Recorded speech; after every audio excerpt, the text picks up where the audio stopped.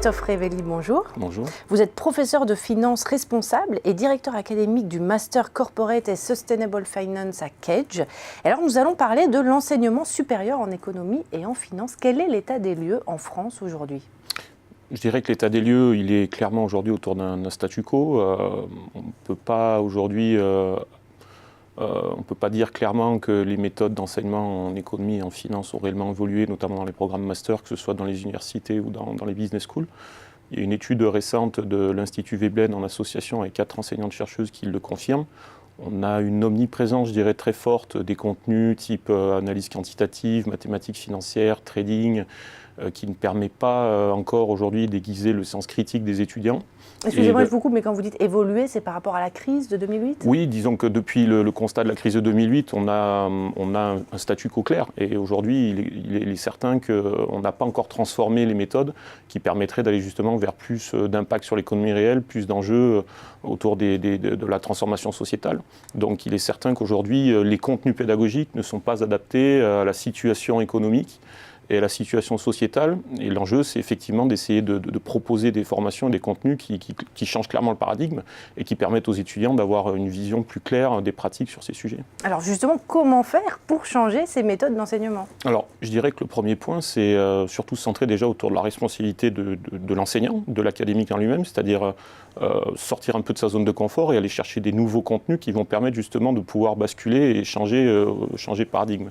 Ensuite, je dirais que la notion de durabilité et de soutenabilité doit être transversale et vue comme un vecteur de transformation finale des contenus, notamment dans les parcours en économie et en finance. Ça se traduirait de la manière suivante, c'est-à-dire que des cours comme la macroéconomie, la géopolitique, la géostratégie, la stratégie d'entreprise, l'épistémologie des modèles devraient être obligatoires. Et sur des contenus pratiques, on devrait peut-être se poser la question aussi des cours type analyse des risques, intégrer un peu plus d'analyse extra-financière, faire en sorte que ce soit plus en lien avec les enjeux sociétaux. La gestion d'actifs également, intégrer des critères qui soient un peu plus orientés sur la prise en compte des pratiques responsables des entreprises dans une vision plus stratégique. L'évaluation financière, ça pourrait aussi passer notamment par la captation de tous les immatériels, que ce soit le capital humain, le capital organisationnel ou relationnel. Des cours aussi sur le capital risque ou le capital investissement qui pourraient aussi prendre en compte une logique plus long-termiste avec, je dirais, tous les enjeux autour de la mesure d'impact social. Donc ça veut dire aussi que la finance doit sortir un peu de sa bulle macro, et revenir dans une bulle plus micro, dans une finance un peu plus coopérative, basée sur les principes d'économie circulaire et plus en lien aussi avec les enjeux de financement des territoires.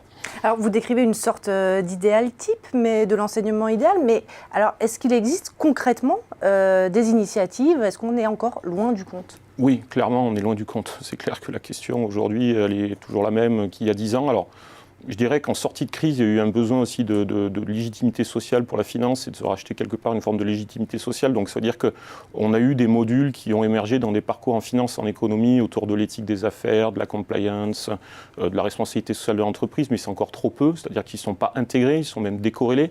C'est-à-dire qu'à côté, quand vous proposez des cours sur l'analyse quantitative et que vous proposez un cours sur l'éthique, il n'y a pas d'intégration, c'est-à-dire qu'il y a une forme de dichotomie totale entre ces deux types d'enseignement. L'idée, c'est vraiment d'aller intégrer ça. Donc, on a quelques masters qui ont émergé, notamment plus liés sur le principe d'éthique des affaires, de régulation, de management durable, mais rien spécifique sur l'économie et la finance. Alors, il y a une initiative que nous, on a prise à Cage Business School il y a 2 ans, en créant le premier master français-européen sur les sujets de finance durable et finance responsable, en lien avec l'intégration, les enjeux d'intégration totale et transversale qu'on vient d'écrire juste auparavant. Mais il est clair que depuis 10 ans, la crise financière et 40 ans d'avènement de la financiarisation de l'économie, l'enjeu, je dirais, de l'académique pour transformer les sujets sociétaux via la finance et l'outil finance n'a jamais eu autant de sens. Surtout aussi face aux inégalités type transition écologique, inégalité sociale ou les statuts et la mission de l'entreprise. La route est encore longue. Merci Christophe Révelli pour cette analyse. Merci.